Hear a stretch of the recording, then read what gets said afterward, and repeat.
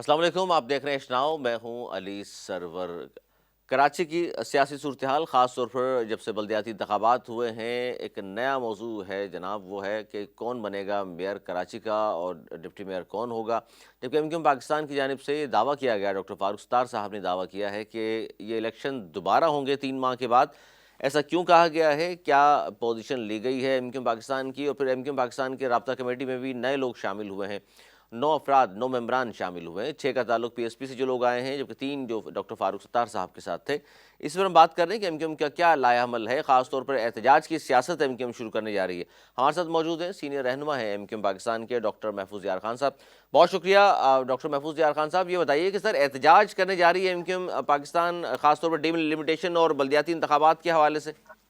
بالکل صحیح سنا ہے سرور بھائی آپ نے، اس لیے کہ ہم نے الیکشن کا بائیکاٹ ضرور کیا تھا، لیکن اپنے ان مطالبات سے ہم دستبردار نہیں ہوئے ہیں، جس میں جو جیری مینڈنگ کی گئی تھی اور حلقہ بندیوں میں جو ہمارے اعتراضات تھے، اس میں سے بیشتر یعنی کہ 53 تو انہوں نے منظور کر لیے تھے، جبکہ ہمارا 77 کا کلیم ہے۔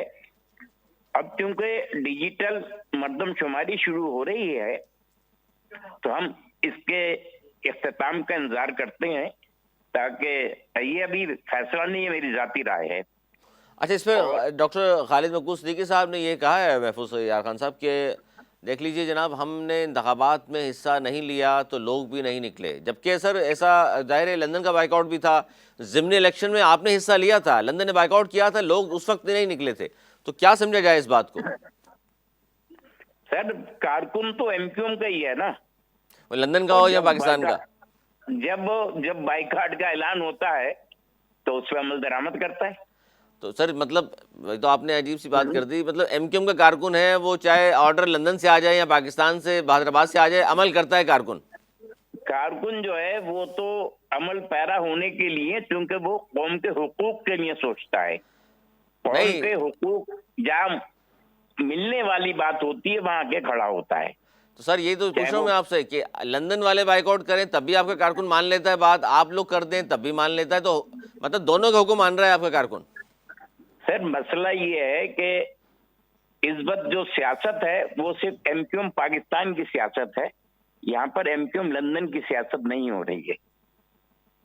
لیکن بات تو مان رہے ہیں نا سر ان کے لوگ، انہوں نے بائیک آؤٹ کا اعلان کیا ضمنی الیکشن میں، آپ نے حصہ بھی لیا، آپ ہار گئے، لیکن ان کے بائیک آؤٹ کرنے پر لوگ بہت کم تعداد میں باہر نکلے۔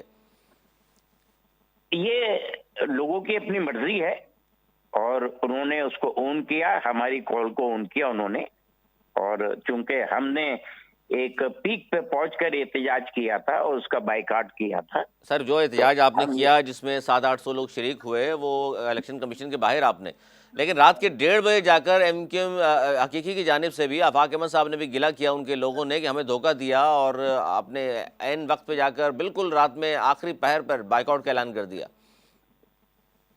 سر یہ اپنا میری آفاق بھائی سے کوئی سلسلے میں نہ بات ہوئی ہے اور نہ میں ایسے کسی مذاکرات کی ٹیبل پہ شریک تھا جہاں پر ایم کیو ایم حقیقی بھی موجود ہو اور باقی لوگ بھی سر موجود گئے ہو۔ تھے نا، خالد مقبول صدیقی صاحب بھی گئے تھے، آپ کے گورنر کامران ٹسوری صاحب بھی گئے تھے۔ میں اپنی بات کر رہا ہوں، میرے سامنے ایسی کوئی گفتگو نہیں ہوئی ہے۔ سر لیکن میں تو پارٹی لیول پر جو فیصلے ہو جاتے ہیں وہ تو ظاہر ہے آپ تک پہنچتے ہوں گے نا سر؟ وہ تو بالکل ڈسکس ہوتے ہیں، رابطہ کمیٹی میں ڈسکس ہوتے ہیں، ہم تک ضرور پہنچتے ہیں۔ تو نئے 9 ممبران بھی شامل ہوئے ہیں رابطہ کمیٹی میں، جن میں سے 6 کا تعلق پی ایس پی اور 3 کا ڈاکٹر فاروق ستار صاحب سے ہے، ظاہر اب تو ایک ہی سب آگے ایم کیو ایم میں شامل ہو گئے، اس حوالے سے بھی سر آپ کے علم میں ہے یہ باتیں کہ یہ اپروول لی ہے رابطہ کمیٹی سے؟ بالکل ہمارے علم میں ہے، اور ہم ان تمام ساتھیوں کو جو دونوں جماعتوں سے آئے ہیں ان کو دل کی گہرائیوں سے خوش آمدید کہتے ہیں۔ اس سے ایم کیو ایم کی طاقت میں اضافہ ہوگا اور نئے اراکین رابطہ کمیٹی کی شمولیت سے پارٹی میں مزید بہتری ہوگی۔ اچھا، اس میں ایک بڑی اہم بات یہ ہے ڈاکٹر محفوظ یار خان صاحب کہ ڈاکٹر فاروق ستار، انیس قائم خانی صاحب، مصطفیٰ کمال صاحب، یہ جو سینئر لوگ ہیں ان کو ابھی تک رابطہ کمیٹی میں شامل نہیں کیا گیا، یہ کیا پالیسی ہے آپ کی؟ نہیں، یہ تو شامل اس انداز سے نہ کیا گیا ہو लेकिन जिस दिन से उन्होंने ज्वाइन किया है वो पार्टी की तमाम राब्ता कमेटी की मीटिंगों में शरीक होते हैं और उनकी राय को जाना जाता है और फैसले में शरीक किया नहीं, जाता है। आपकी पार्टी का जो आइन है उसके मुताबिक तो राब्ता कमेटी के लोग शरीक होते हैं ना, इनको तो अभी तक अनाउंस ही नहीं किया आपने कि राब्ता कमेटी में ये हैं, तो इसका मतलब वो शरीक हो रहे हैं तो बाला ही बाला हो रहे हैं। नहीं, जब मर्जर होता है जमातों का तो कायदीन तो वैसे ही शामिल होते हैं ना। जी जी। तो सर एमक्यूएम का कहा जा रहा है स्ट्रक्चर जो है, जिस तरह 84 से जो एमक्यूएम बनी आपकी, उसी स्ट्रक्चर की जानिब गामजन है। अब सदर होगा, चेयरमैन होगा, वाइस चेयरमैन होगा, जनरल सेक्रेटरी होगा, यही सर स्ट्रक्चर दोबारा ला रहे हैं आप लोग? इसमें जब तरमीम हम कर लेंगे अपने आइन में उसके बाद इस पे अमल दरामद हो जाएगा। यानी जा तो रहे हैं उस तरफ, कंफर्म कर रहे हैं इस बात को आप? नहीं सर, मैं कंफर्म नहीं कर रहा हूँ, मैं कह रहा हूँ जिस वक्त पार्टी का आइन इस बात की इजाजत देगा तो हम उसको फॉलो करेंगे। अच्छा, इस हवाले से अब तक कोई फैसला नहीं हुआ, ये कहना चाह रहे हैं आप? अब मेरे इल्म में नहीं है। अच्छा, आपके इल्म में नहीं है, यानी कि लेकिन इस तरह की बात। अच्छा सर, एहतजाज के लिए 10 तारीख को कहा गया है कि एहतजाजी जलसा होगा या रैली निकाली जाएगी 10 फेब को, ये बात तो कंफर्म है? ये तो कंफर्म है, तो सर बिल्कुल होगा। तो ये एहतजाज सिर्फ 10 तारीख तक महदूद है, यानी एक बार एहतजाज होगा उसके बाद खामोशी? नहीं, एहतजाज जो है ना, एहतजाज खुद ही एहतजाज बन जाता है। तो क्या धरना भी देंगे? एहतजाज खत्म नहीं होगा, धरना दिया जाएगा, ये कहना चाह रहे हैं आप?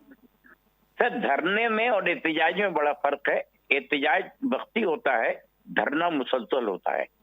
ये फैसला जो धरने का है वो तो हम करेंगे मुख्तलिफ डिस्ट्रिक्टों में और यूनिट्स में तंजीमी सतह पे, लेकिन ये भी टोकन धरना होगा, तादम मर्ग नहीं होगा। अच्छा, तादे में मर नहीं होगा, लेकिन इसमें ये कहना चाह रहे हैं आपके धरना भी हो सकता है, लेकिन अभी तक आप लोगों की तरफ से इस हवाले से कोई कंफर्मेशन नहीं है? वो तो जिस वक्त